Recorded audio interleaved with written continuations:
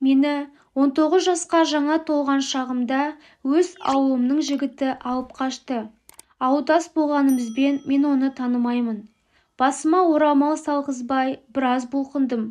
Бірақ ата-анам, әулетіміздің үлкендері бұл жақты жақсы танитын болғандықтан мені қайтып әкетіп қалуға ұялды.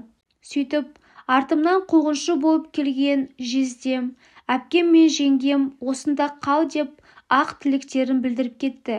Оларды сондай тапсырмамен жібергенін мен де ұқтым.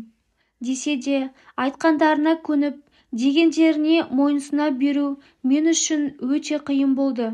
Біреу қалады екен, екінші біреу оны құптады екен деп, өзім қаламасам да жаңа өмір бастай салу оңай ма екен? Көнгім келмей, ертесіне Беташарға дейін қырсығып, алған бетімнен қайтпай отырдым. Беташарға шықпасам, не істейсіңдер? Дүйім жұрттың алдына кешегідей сүйреп алып шығып, күштеп сәлем салғызасыңдар ма? Сөйтіп өздеріңді тағы да масқара қыласыңдар ма деп отырып алдым.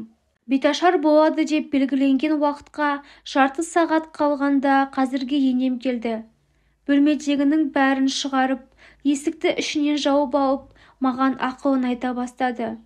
Үлкен адам ғой, қалай айтса да орынды, жүйелі сөз тауып жатты. Сол әңгіменің арқасында Беташар ың-шыңсыз өтті.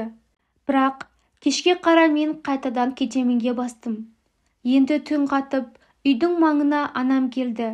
Сыртқа шығып, оның да аузынан енді көнбесем, ата-анамды ел-жұртқа масқара қылатынымды, өзімнің де жақсы атақ алмайтынымды, әкеме ауыр соққы болатыны туралы тыңдадым.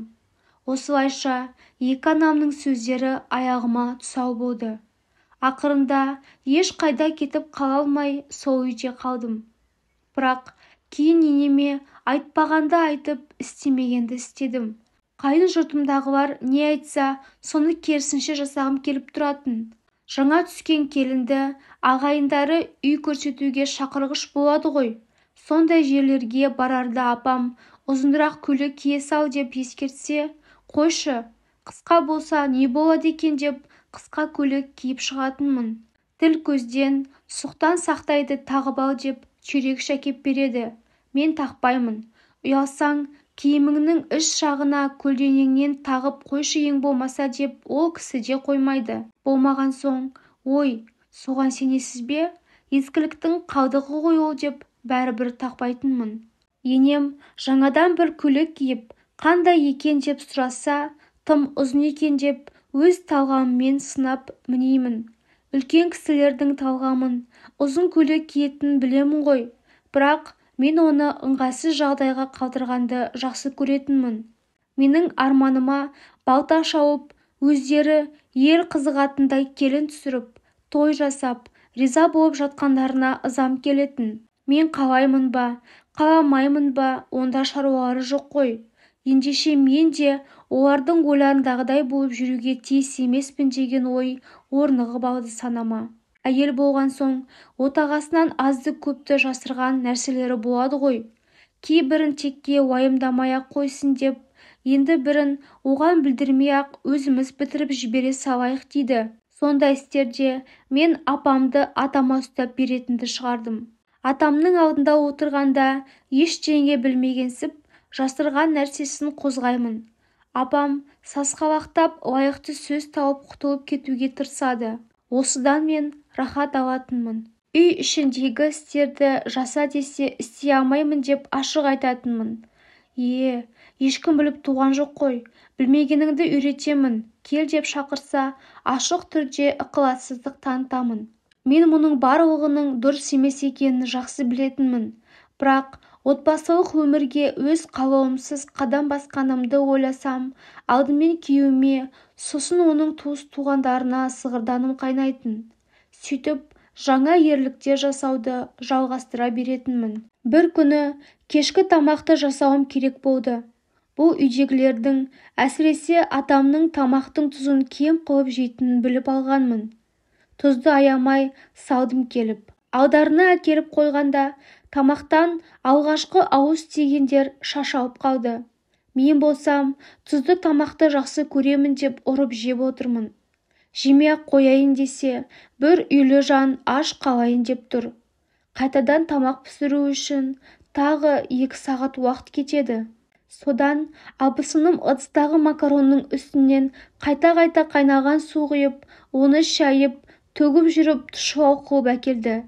Апам тамақ үстінде ештеңе демегенімен, бәрі бөлмелеріне тарқап кеткен соң, абысыныма келіп айғай салды. Тұзы у тамақты бердіңдер. Аузымыз кеуіп барады. Қарамайсыңдар ма? Атаң түнімен шөлдеп су ішіп шығады енді. Сосын қайта-қайта далаға шығады. Ұйқысы ұйқы болмайтын болды деп ұрсып жатыр. Абысынымның мен емес қой, өзіне барып айтпайсыз ба деген даусы шығады.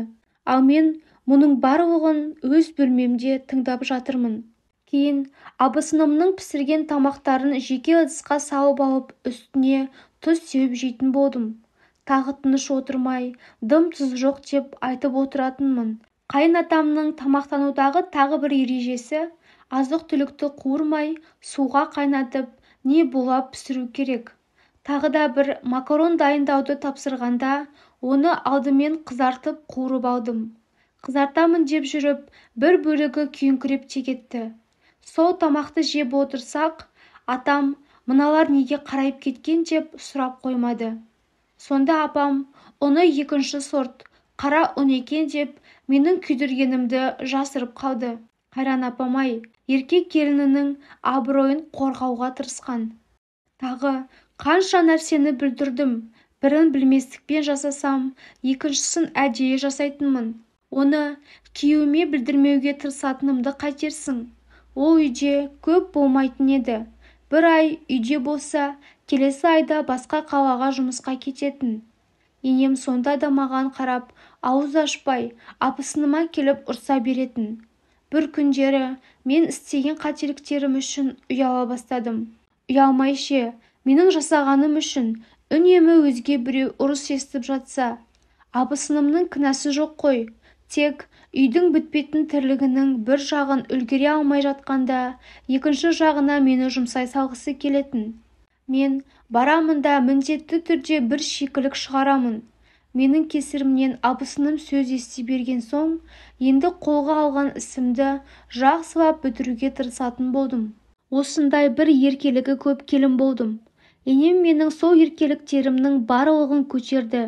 Өмірден көргені мен түйгені көп тәжірибелі ене бәріне үнсіз шыдады. Себебі ол сол кезде-ақ соңының жақсы боларына сенген сияқты. Ұғуымша, ол кісі маған ақыл айтып, ұрсып тәрбиелеуден гөрі өзімнің ар ұятыма салып тәрбиелеуді жөн көрген. Сосын қашан өзім ненің бұрыс, ненің дұрыс екенін таразыға салып, ойлануымды күткен сияқты. Немесе оларға деген ашу ызамның басылғанын күтіп жүрген. Әйтеуір түбі өз дегеніне көндіретінін білген шығар. Қазір ол кісі мені жеңген. Ойлап отырсам, мені соғыссыз, жанжалсыз, тып-тыныш қана жеңіпті. Бұл жолда оның негізгі қарулары шыдамдылық, ақыл, аздаған айла және уақыт болғанға ұқсайды. Жеңіліс арқылы жеңіске жету деген осы. Мен өзімнің ессіз әрекеттеріммен ол кісіні жеңдім деп жүргенде-ақ әр ретте бір жеңіліс тауып отырыппын. Қашан, қай күні екенін білмеймін, бірақ мен қазір апамның ығына толықтай жығылып қойғанмын. Қазір ең негізгі ақылшым апам. Ол кісі де абысыныма қарағанда мені жақсы көреді. Оны сеземін. Сөйтіп, бұрынғы оған қарсы жасаған қылықтарым үшін ұяламын. Ендігі жерде көңілін қалдырмауға, сөзіне қарсы келмеуге тырысамын. Кез келген нәрсені бастамас бұрын апамның оған не деуі мүмкін екендігін ойлаймын, немесе рұқсат сұраймын. Күйеуім кейде сен тура мамам болыпсың, сөзің де, ісің де мамамдікінен аумайды деп таңданып жатады. Енді мені тәрбиелеген сол кісі ғой. Соңы